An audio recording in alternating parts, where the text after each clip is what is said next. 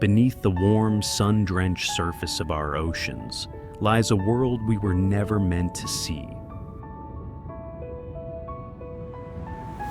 A realm where light dies, pressure crushes, and life takes on forms that defy our imagination. We've crossed into the abyss. And while we gaze at distant galaxies, the most alien frontier isn't millions of light years away. It's right here, in the crushing, cold darkness of our own planet, a place that is anything but a desolate wasteland. This is a world populated by a stunning variety of life, sculpted by evolution into shapes that jar our terrestrial senses. So, what is it about this profound darkness that forges the wildest creatures ever discovered? And why does our own perception label them as creepy?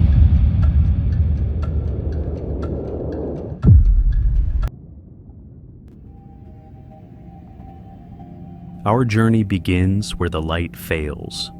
At 200 meters down, we enter the twilight zone. Here, the sun's reign ends. Its rays are too weak to power the green forests of plankton that fuel the world above. In this vast, energy-starved belt, the primary food source is a constant, gentle snowfall of death. Scientists call it marine snow. A slow drizzle of decaying plankton, waste, and the remains of the dead. To us, it seems insignificant, but here, this organic rain is the foundation of life. And where there is food, life will find a way, but not life as we know it. Faced with hungry predators in an open world, many animals here choose the ultimate camouflage. They become ghosts. Creatures like the glass squid and glass octopus are almost perfectly transparent, their bodies like living crystal. It's a way to vanish in plain sight, conserving every precious ounce of energy in a world where every calorie counts. Others choose the opposite strategy, not to hide in the darkness, but to master it with light. They create their own suns through a chemical reaction called bioluminescence. But this light isn't for illumination. It's a tool for survival. Some use it to lure prey, others to find a mate in the endless night, and some use light for the most ingenious trick of all, to disappear. From below, any creature is a dark silhouette against the faint glow from above. So, animals like the firefly squid cover their bellies in living headlights. They match the brightness from the surface, erasing their own shadow. It is camouflage by imitation, using light to disappear into light. But there is another secret to invisibility in the twilight. The very first color to be filtered out by the water is red. Its long wavelengths are the first to die. And in a world without red light, to be red is to be invisible. Enter the vampire squid. With its crimson skin, enormous blue eyes, and cloak-like webbing, it earned a ghastly name. But its appearance is a masterpiece of deception. Despite its sinister look, this is no bloodthirsty hunter. It is a gentle detritivore, a living vacuum cleaner of the deep. It drifts motionless, using a long, sticky filament to collect marine snow, a diet of decaying particles and fecal matter. To survive on this meager diet, it possesses the slowest metabolism of any cephalopod, a true master of energy conservation. So, the vampire squid is not a monster. Its red cloak is invisibility. Its spiny filaments are snow collectors. Its slow pace is efficiency. Every feature we might call creepy is, in fact, a perfect adaptation. In the deep sea, the line between predator and prey, between beauty and terror, blurs. We are just beginning to learn its rules. And the deeper we go, the stranger they become. But the games of light and shadow in the twilight zone are even more complex than they seem. Take the bloody bellycomb jelly. In a world without red light, its crimson body is the perfect black cloak, rendering it nearly invisible. But it takes its deception a step further. Its stomach acts as a secret chamber, concealing the glow of its bioluminescent prey. It's a living stealth fighter, hiding a shining meal from any predator that might see its light as a dinner bell. And this dance of visibility orchestrates the largest synchronized movement of life on our planet. It's called the hadal vertical migration. Each night, under the cover of darkness, a living cloud billions strong, lanternfish, squid, and jellies rises hundreds of meters to feast on surface plankton. At the first hint of dawn, this entire army retreats, vanishing back into the safety of the deep. It is a daily, planetary heartbeat driven by the primal need to eat without being eaten.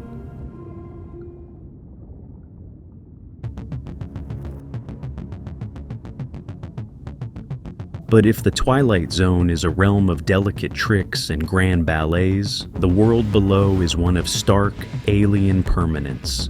We are now leaving the mesopelagic and descending into the abyss-opelagic zone, and beyond.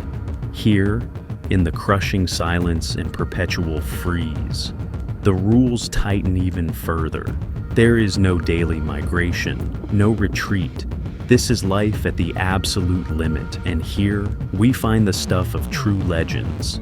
The big fin squid, a creature so deeply alien it is the only known squid to inhabit the hadal zone, the ocean's deepest trench over 6,000 meters down.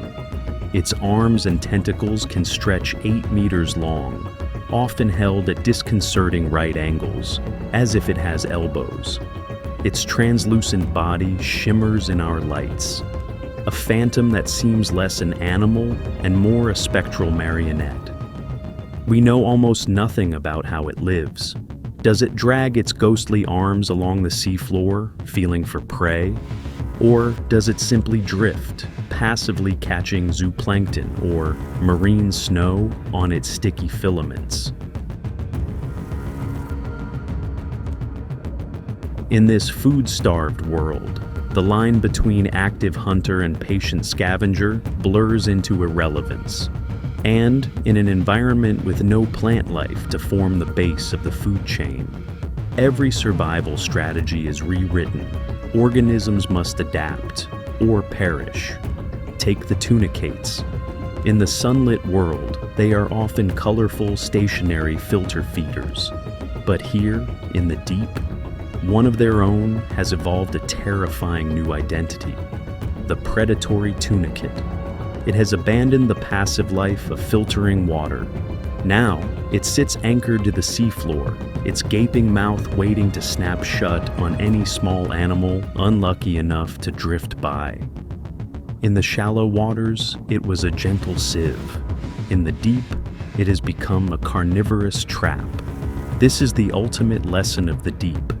It is not a world of monsters, but a world of radical transformation, where a jellyfish becomes a red cloak, a squid becomes a drifting ghost, and a simple filter feeder becomes a patient killer. They are not creepy. They are revolutionary. They have solved the puzzle of existence in the most extreme environment on Earth. The only question that remains is, what other solutions are we yet to discover? In the deep, the evolutionary arms race has produced hunters with capabilities that border on science fiction. Take the dragonfish. While most creatures here use blue or green light, it has evolved a private channel, red bioluminescence. In a world blind to red, this is an invisible searchlight. It can illuminate its prey without alerting them or any predators. And to complete this stealth system, its eyes are uniquely adapted to see the very red light it produces. It hunts in a secret wavelength, seen only by itself. Other predators have perfected the art of disappearance. Some are cloaked in skin so ultra-black it absorbs over 99.5% of all light. Even under the direct beam of a submarine, They are living shadows, vanishing into the endless night. And then, there is the anglerfish, the archetypal monster of the deep. The female dangles a luminous lure, grown from a modified spine and glowing with symbiotic bacteria, to draw prey into a nightmare of inward-pointing teeth. Her strategy is one of extreme opportunism. In a world of scarce meals, she is built to gorge. Her jaws are flexible. Her stomach is expandable. She is a biological vacuum cleaner, capable of swallowing prey larger than herself, ensuring that no meal, no matter how vast, goes to waste. But her most profound adaptation is not for hunting, but for love. For the male anglerfish, life is a desperate one-way mission. He is born tiny, with one purpose: find a female. When he does, he latches on and never lets go. His body fuses with hers. He becomes a permanent parasite, his very bloodstream connecting to hers. He is no longer an individual, but a living, breathing organ, ensuring his genes are passed on in the vast, lonely dark. Yet, not every creature in the abyss is an active hunter. In this food-poor world, you can wait for food to come to you, or you can grow large enough to make any meal count. Here, a strange rule takes hold: deep-sea gigantism. Shallow-water crustaceans have cousins here that are giants. Isopods the size of house cats, amphipods longer than a human hand. Is it for energy conservation? Better defense? The truth is, we still don't know. The deep guards its secrets well, and sometimes the food does fall from above. A dead whale, sinking to the abyssal plain, is a manna from heaven. It becomes an instant oasis, a carcass that can fuel a scavenging frenzy for months, and a specialized ecosystem for decades.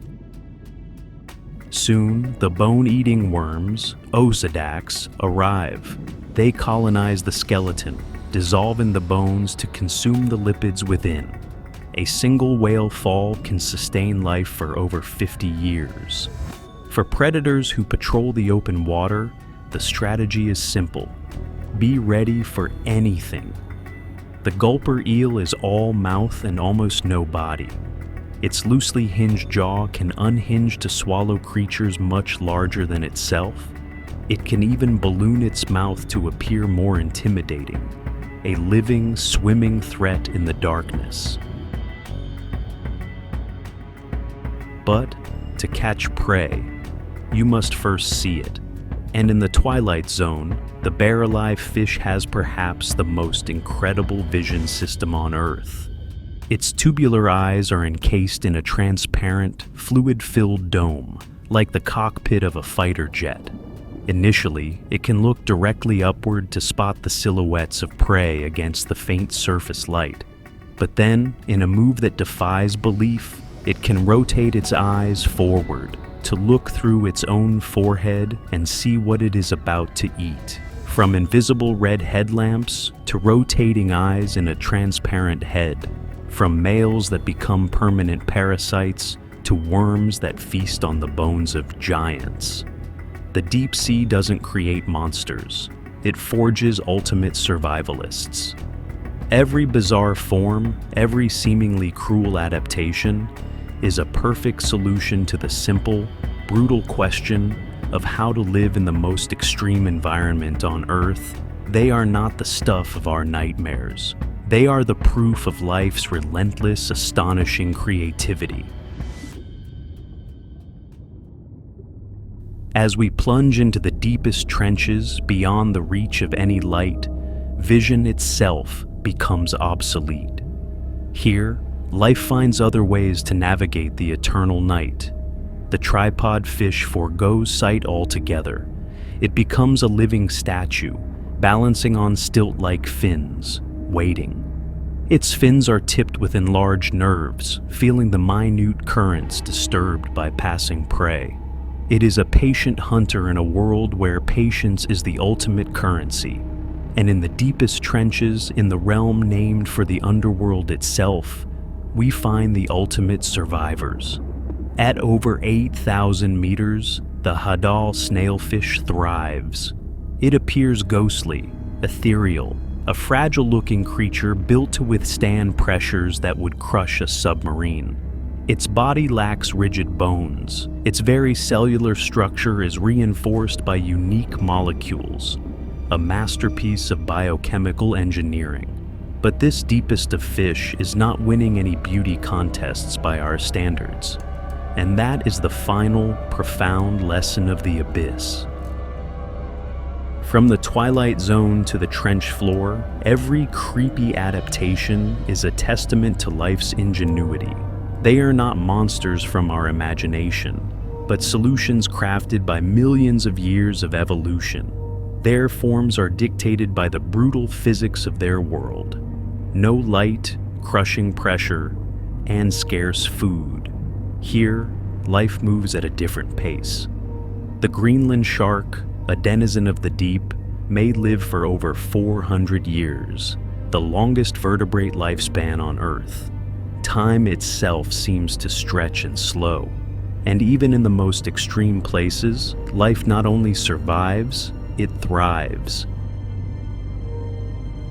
At hydrothermal vents, entire ecosystems are built not on sunlight, but on chemicals from the Earth's core, a blueprint for how life might exist on other worlds.